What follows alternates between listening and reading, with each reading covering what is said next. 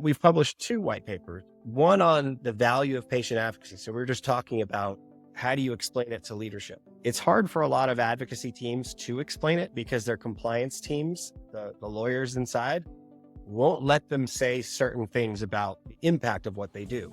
i.e., if we lay this groundwork up front, we're going to have better sales. If we get involved early with the patient community, we're going to save money on clinical trials. They're not allowed to say that stuff internally because they're supposed to be a non-commercial entity within the business. So they're not allowed to say it.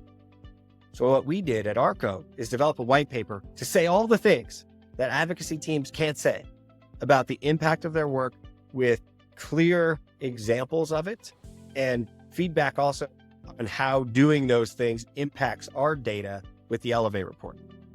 Secondarily, we just published a white paper from the BIOADVOCATE Benchmark, which allows those folks that are part of patient advocacy teams the opportunity to understand what is standard with regards to the patient advocacy function in industry.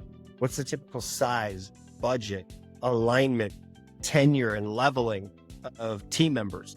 Because every organization advocacy function looks different, but there are some similarities and some commonplace elements. For example, your typical oncology team is usually 3 to 4 people, right?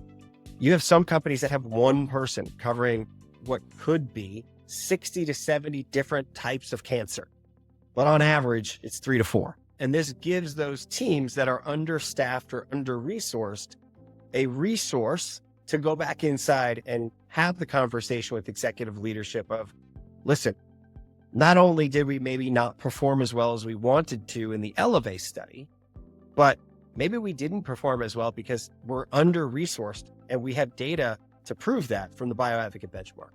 As I always like to say, at Archo, our job is to advocate for advocacy, and we're trying to do that from many different sides, not only providing feedback on how well they're doing or where they can get better, but also what resources do they need and how can we better support them in getting access to them.